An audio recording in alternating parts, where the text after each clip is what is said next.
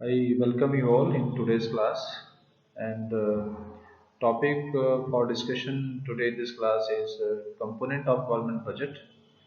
We will discuss about the components of government budget, that is revenue budget, capital budget, then revenue receipts, revenue expenditure, capital receipt, capital expenditure, and non-tax receipts.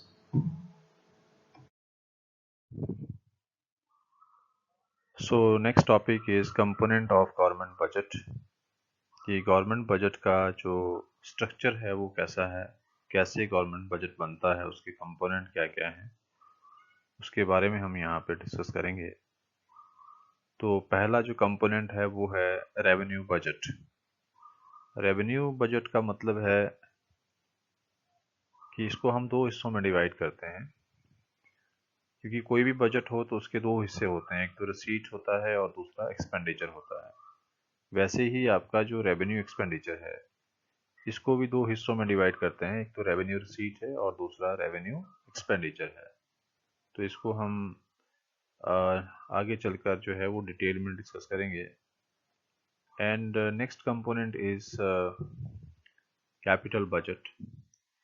Now capital budget जो है उसको भी हम दो हिस्सों में divide करते हैं, एक आपका कैपिटल रिसीट होता है और दूसरा जो है वो कैपिटल एक्सपेंडिचर होता है। तो इस तरह से जो गवर्नमेंट बजट होता है उसको पहले हम दो हिस्सों में डिवाइड करते हैं, revenue budget and capital budget.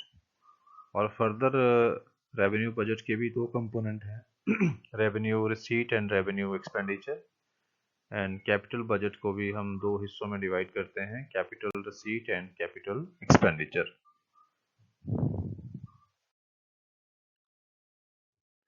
So next topic is revenue receipt. Revenue receipt जो है वो कैसे होती है? देखो, गवर्नमेंट को जो पैसा मिलता है वो कई तरह से मिलता है। जैसे सरकार ने कोई अपनी एसेट बेच दी, पैसा तो मिल जाएगा, लेकिन उससे सरकार की एसेट क्या होगी? कम होगी। या सरकार ने कहीं से पैसा जो है वो बोरो कर लिया, उधार ले लिया, तो पैसा तो मिल रहा है लेकिन लायबिलिटी बढ़ रही है। लेकिन जो रेवेन्यू रिसीट होती है उसमें ना तो सरकार की एसेट कम होती है और ना ही सरकार की जो लायबिलिटी है वो बढ़ती है। तो आइए इसको एक एक करके पॉइंट्स को समझते हैं। जैसे फर्स्ट पॉइंट मैंने आपको बताया कि इस तरह की रिसीट में सरकार की कोई भी जो कॉरेस्पॉन्डिंग लायबिलिटी है वो नहीं बढ़ती है।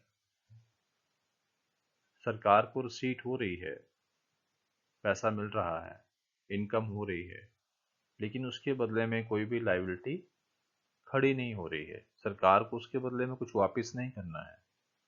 जैसे हम कह सकते हैं कि जो टैक्स इनकम है, गवर्नमेंट को जो टैक्स से जो पैसा आता है उसके बदले में सरकार को कुछ भी प्रोपोर्शनेट वापस नहीं करना है किसी भी टैक्स पेयर को। कोई कॉरेस्पॉन्डिंग लायबिलिटी नहीं बढ़ रही है यहाँ पे गवर्नमेंट की। नो डाउट गवर्नमेंट उस पैसे को खर्च करेगी पब्लिक वेलफेयर के लिए या डिफरेंट और तरह के प्रोविजंस के लिए, लेकिन यहाँ पर कोई कॉरेस्पॉन्डिंग जो लायबिलिटी है वो नहीं बढ़ रही है।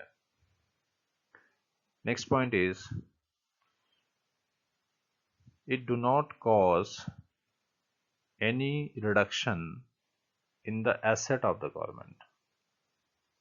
कि सरकार की जो एसेट्स है उसमें किसी भी तरह की कमी इसकी वजह से नहीं होती है। सरकार की एसेट्स कम नहीं होंगी इस केस में।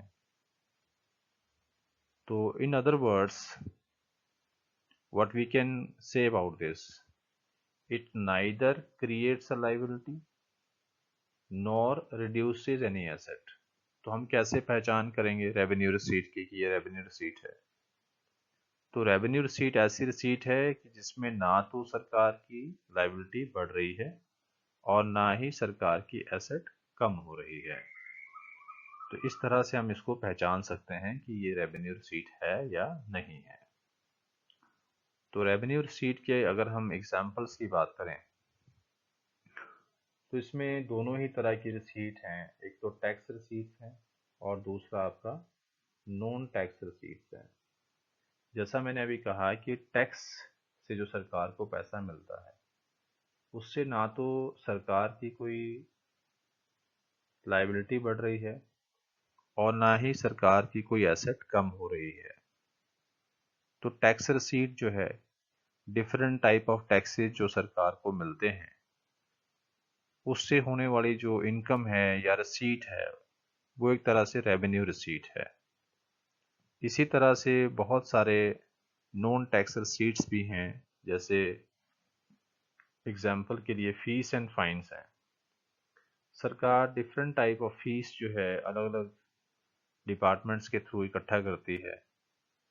तो जो फीस से पैसा आता है सरकार के पास, वो भी किसी तरह की सरकार की एसेट जो कम नहीं करता है और ना ही सरकार की लायबिलिटी को बढ़ाता है। ऐसे ही बहुत तरह की पेनल्टी सरकार इम्पोज करती है लॉ ब्रेकर्स के ऊपर। कई तरह के फाइन्स लगते हैं, तो उससे भी सरकार को इनकम होती है। तो वो जो इनकम है वो भी एक तरह से आपका रेवेन्यू रिसीट है। और नॉन टैक्स रिसीट्स के अंदर ही जैसे आपका एस्चीट है, इसको हम आगे चल के वन वन पॉइंट को हम डिस्कस करेंगे। या फिर ग्रांट्स एंड डोनेशंस हैं, सरकार को कहीं से ग्रांट मिल गया, डोनेशंस मिल गया, उससे भी सरकार की जो एसेट है वो कम नहीं हो रही है या लाइबिलिटी जो है वो बढ़ नहीं रही है। या फिर स्पेशल असेसमेंट के रूप में गवर्नमेंट को एक्स्ट्रा पैसा मिलता है, वो आगे चल के हम डिटेल में डिस्कस करेंगे। इसी तरह से मान लो सरकार को इंटरेस्ट से पैसा मिल रहा है या प्रॉफिट या डिविडेंड के रूप में कहीं से पैसा मिल रहा है। तो ये जितनी भी तरह की रिसीट्स हैं, ये सारी की सारी रेवेन्यू रिसीट्स हैं। आपको बस एक ही चीज़ ध्यान रखनी है कि अगर आपसे ये पूछा जाए कि ये रेवेन्यू रिसीट है या नहीं है, तो आप इसको सिंपली दो चीज़ें उसमें देखिए। पहली चीज़ देखिए कि क्या इसमें ये जो हमें मतलब सरकार को जो रिसीट हो रही है, क्या इसकी वजह से सरकार की कोई एसेट कम हो रही है या नहीं हो रही है। अगर सरकार की एसेट कम नहीं हो रही है तो वो रेवेन्यू रिसीट है। दूसरा क्या है कि क्या इससे सरकार की कोई लायबिलिटी बढ़ रही है। अगर लायबिलिटी बढ़ रही है तो फिर वो रेवेन्यू रिसीट नहीं है। लेकिन अगर लायबिलिटी नहीं बढ़ रही है तो वो रेवेन्यू रिसीट है।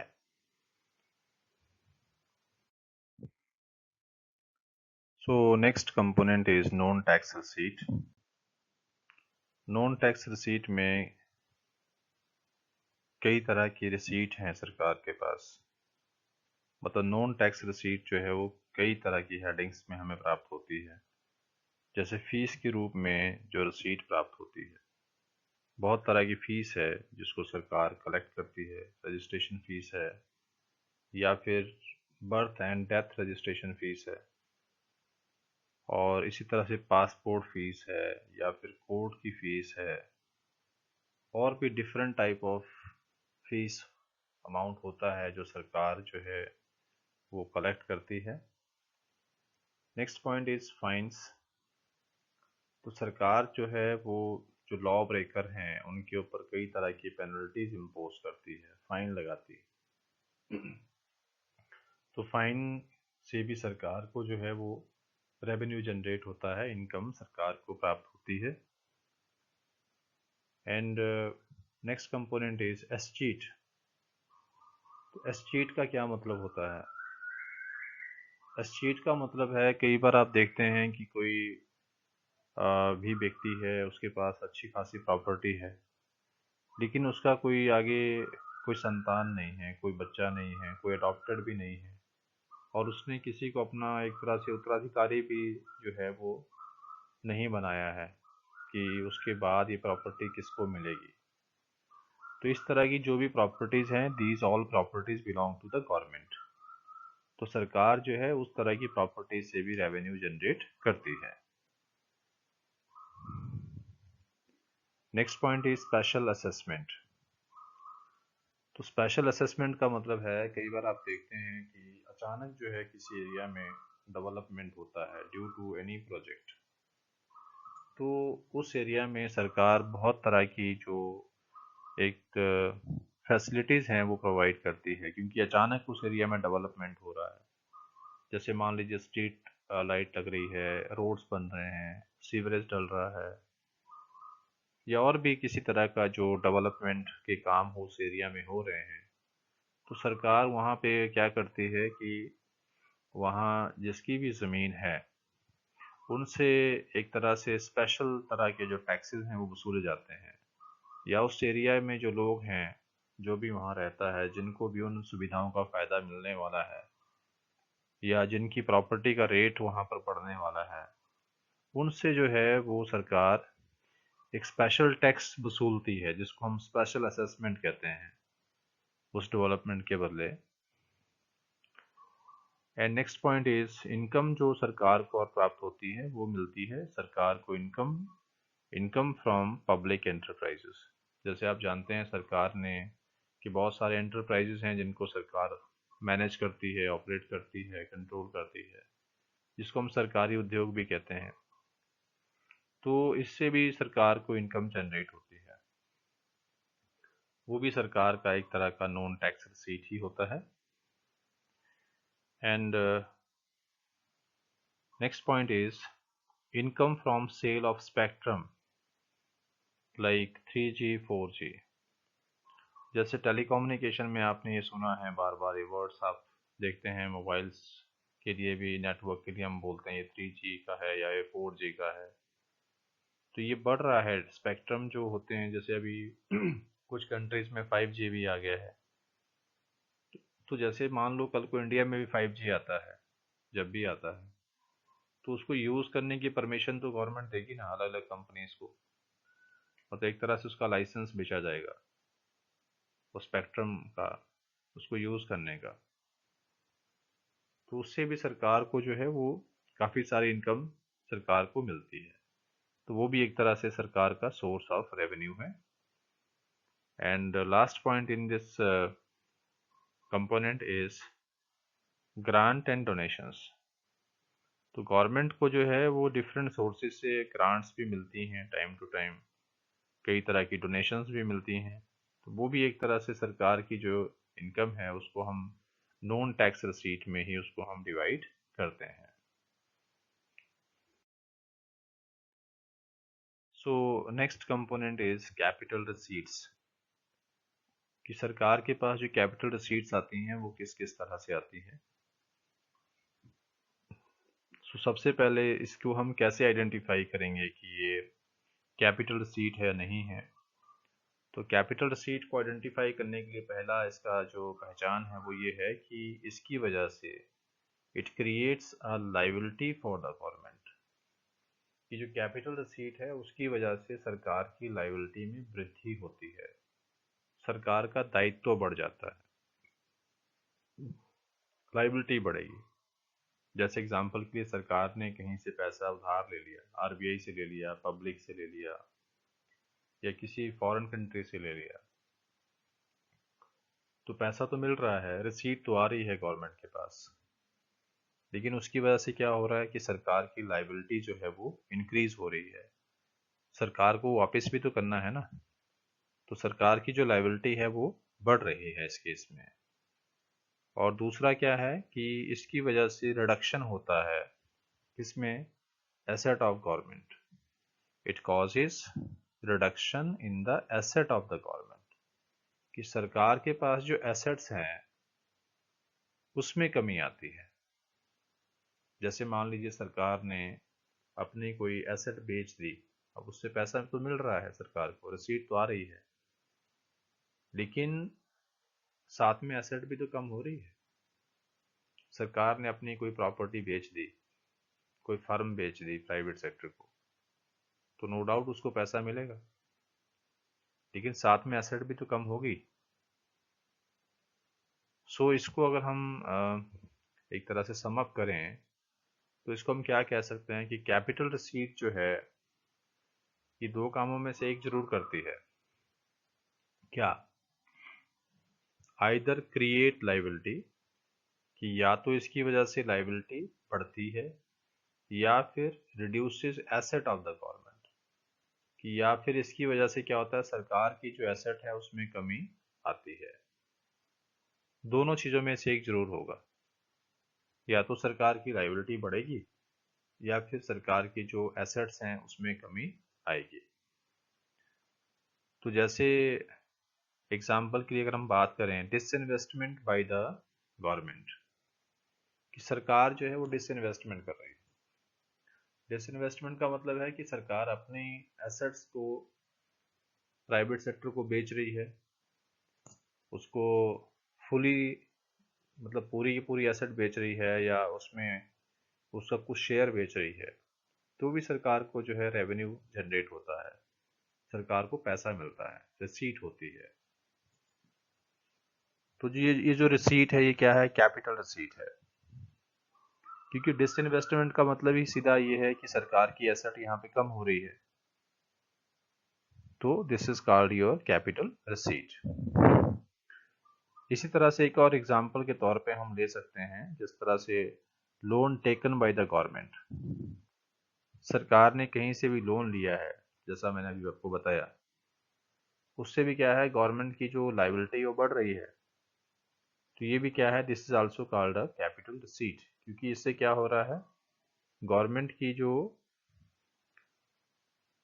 लायबिलिटी है वो बढ़ रही है। और इसमें अगर हम ये देखें कि भाई कौन सी रिसीट जो है वो कैपिटल रिसीट नहीं है, तो जैसा हमने पहले पढ़ा है कि जो टैक्स रिसीट है या नॉन टैक्स रिसीट्स हैं वो रेवेन्यू रिसीट्स होती हैं। क्योंकि टैक्स रिसीट हो या नॉन टैक्स रिसीट हो, उसकी वजह से ना तो सरकार की लायबिलिटी जो है बढ़ती है और ना ही सरकार की एसेट्स कम होती है।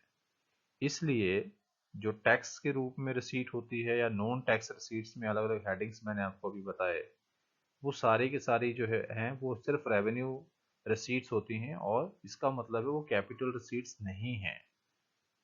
तो ये आपको ध्यान रखना है कि ये कैपिटल रिसीट्स नहीं है, उसकी बात हो रही है।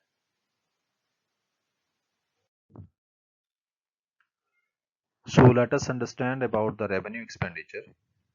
आप रेवेन्यू एक्सपेंडिचर को कैसे आइडेंटिफाई करेंगे? तो उसको आइडेंटिफाई करने के कुछ पॉइंट्स हैं, उनके हिसाब से आप उसको आइडेंटिफाई कर सकते हैं। जैसे पहला पॉइंट है कि it neither creates any asset nor causes reduction in the liability of the government, कि इस खर्चे की वजह से ना तो सरकार की कोई एसेट बनती है और ना ही कोई जो लायबिलिटी है वो कम होती है। और दोनों में से कुछ भी नहीं होगा इस केस में, ना तो एसेट्स बढ़ेंगी और ना ही लायबिलिटी कम होगी इस तरह के खर्चे से। दूसरा क्या है कि ये जो एक्सपेंडिचर है रिकरिंग इन नेचर है, ये बार बार होने वाला खर्चा है।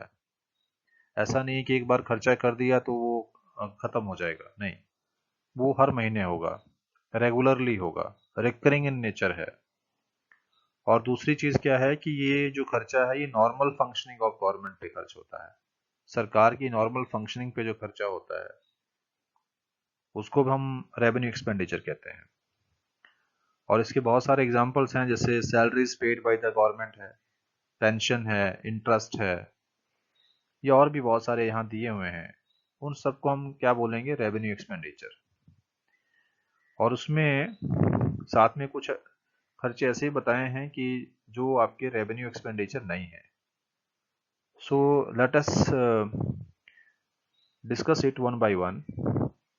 तो जैसा मैंने कहा कि रेवेन्यू एक्सपेंडिचर जो है ऐसा एक्सपेंडिचर है जिसकी वजह से सरकार की कोई भी एसेट जो है वो क्रिएट नहीं हो रही है। Neither creates any asset nor causes reduction in the liability, ना तो सरकार की एसेट उससे बढ़ेगी ना ही सरकार की लायबिलिटी कम होगी। और दूसरा क्या है, ये रेकरिंग इन नेचर है, ये बार बार होने वाले खर्चे हैं, और ये एक तरह से नॉर्मल फंक्शनिंग ऑफ गवर्नमेंट पे पैसे खर्च होते हैं। जैसे बहुत सारे जो सर्विसेज गवर्नमेंट प्रोवाइड करती है उस पे बार बार होने वाले जो खर्चे हैं वो एक तरह से रेवेन्यू एक्सपेंडिचर का हिस्सा है। इसके एग्जाम्पल्स जैसे बताए हैं, salaries paid by the government. Government जो अपने स्टाफ को सैलरी पे करती है वो रिकरिंग इन नेचर है, वो हर महीने पे करना होता है, रेगुलरली पे करना होता है। और सरकार को अपनी एक तरह से फंक्शनिंग के लिए ज़रूरी है स्टाफ, तो उस पे जो भी खर्चा हो रहा है वो एक तरह रिकरिंग इन नेचर है। अब उस खर्चे से ना तो सरकार की कोई एसेट बढ़ती है ना लायबिलिटी कम होती है, लेकिन वो खर्चा तो हो रहा है ना, रेगुलरली हो रहा है। इसी तरह सरकार बहुत सारा खर्चा पेंशन पे करती है, स्टाफ को पेंशन देती है, या जो लोन लिए हैं उस पर इंटरेस्ट पे करती है, या इसी तरह से जो एडमिनिस्ट्रेटिव सर्विसेज हैं सरकार की, बहुत सारी लॉ एंड ऑर्डर की है, या कोई और तरह की सर्विसेज है, पुलिस की सर्विसेज है, या जो भी सर्विसेज सरकार प्रोवाइड करती है, उन पे होने वाला जितना भी खर्चा है वो आपका रेवेन्यू एक्सपेंडिचर है। इसी तरह डिफेंस सर्विसेज पर भी जो खर्चा होता है वो भी आपका एक तरह से क्या है, रेवेन्यू एक्सपेंडिचर है। हाँ, जब तक उसमें कोई अगर एसेट नहीं बन रही है तो वो रेवेन्यू एक्सपेंडिचर है। अगर कोई डिफेंस के लिए कोई एसेट बन रही है तो उसको हम कैपिटल एक्सपेंडिचर कहते हैं, क्योंकि उसमें एसेट क्रिएशन हो रहा है।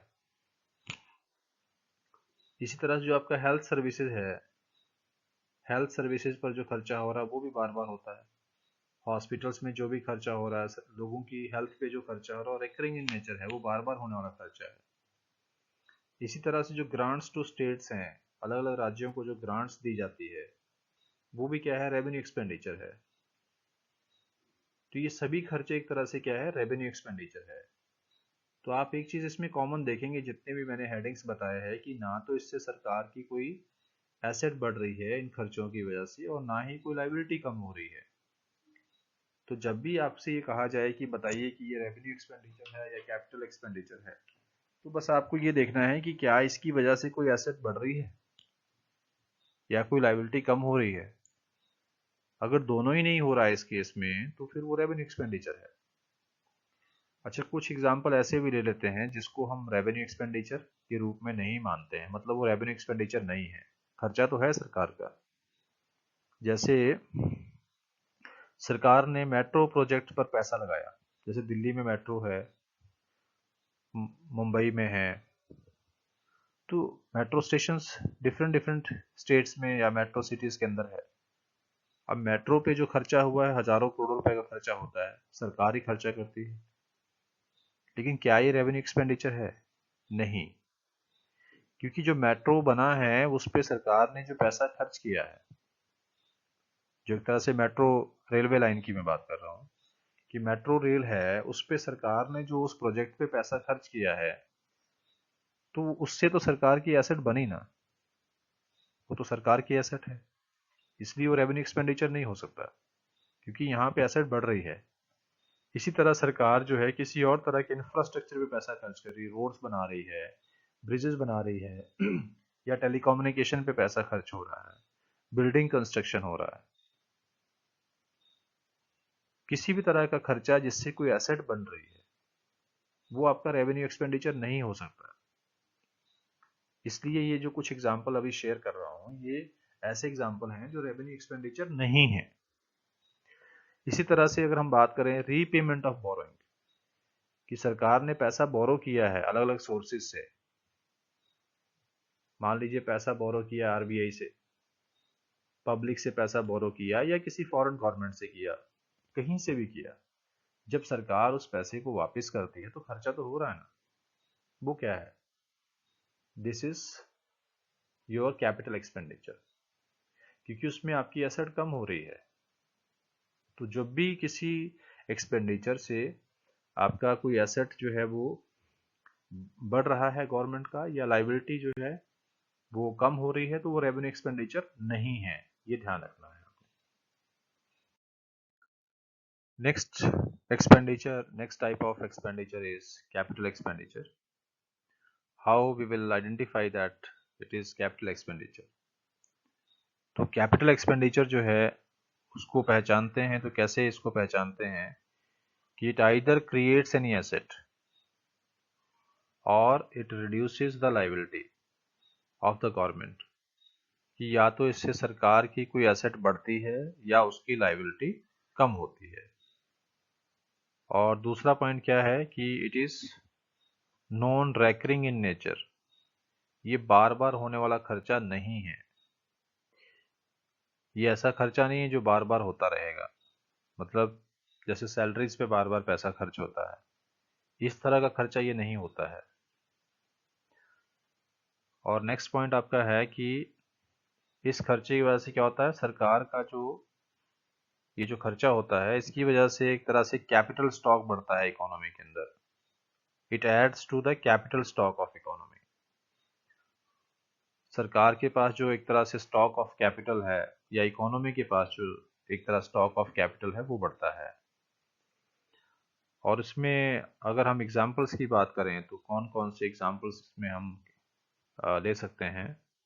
एक्सपेंडिचर ऑन बिल्डिंग रोड्स, सरकार जो रोड बनाने पे पैसा खर्च करती है, या फ्लाईओवर्स बनाने में पैसा खर्च करती है, फैक्ट्रीज को बनाने में पैसा खर्च करती है, या इसी तरह से सरकार ने कोई प्लांट एंड मशीनरी परचेज किया है, उस पर जो पैसा खर्च होता है, इससे क्या हो रहा है, सारी की सारी एसेट बन रही है। तो सरकार जब भी कोई खर्चा करती है और उससे कोई एसेट क्रिएट हो रही है देश के लिए, सरकार के लिए, तो वो आपका एक तरह से कैपिटल एक्सपेंडिचर है। इसी तरह से रीपेमेंट ऑफ बोरोइंग, सरकार ने जो पैसा कहीं से बोरो किया है, उधार लिया है, उसको सरकार वापस कर रही है। वापस कर रही तो लायबिलिटी कम हो रही है। So this is what capital expenditure.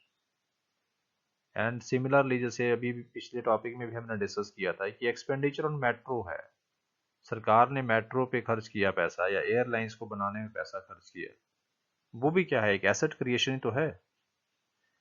तो उसको हम क्या कहेंगे, capital expenditure. This is example of capital expenditure. अच्छा, अब कुछ खर्चे ऐसे देख लेते हैं, समझ लेते हैं कि जो कैपिटल एक्सपेंडिचर में नहीं है, ताकि हम उसको डिफ्रेंशिएट कर लें। तो जैसे सैलरीज पेड बाई गवर्नमेंट है, गवर्नमेंट अपने स्टाफ को सैलरीज पे करती है, या पेंशन पे करती है, या इंटरेस्ट पे करती है लोन्स पे, या फिर जो expenditure on educational administrative services है, या फिर डिफेंस सर्विसेज पे जो पैसा खर्च हो रहा है, हेल्थ सर्विसेज पे जो पैसा खर्च हो रहा है, वो सारा का सारा एक्सपेंडिचर जो है वो कैपिटल एक्सपेंडिचर नहीं है। ये ध्यान रखना है, क्योंकि सारा का सारा जो भी एक्सपेंडिचर मैंने बताया, सैलरीज पे है, या पेंशन पे है, इंटरेस्ट पे है, एडमिनिस्ट्रेटिव सर्विसेज पे है, डिफेंस सर्विसेज पे है, हेल्थ सर्विसेज पे है, ये सारा का सारा खर्चा एक तरह से रेकरिंग एक्सपेंडिचर है, तो इसलिए कैपिटल एक्सपेंडिचर नहीं है। So, if you find this video meaningful and helpful, and if you think that this can be helpful to others also, then you can share this to others. So please share this video to those who are in need of this. Thank you.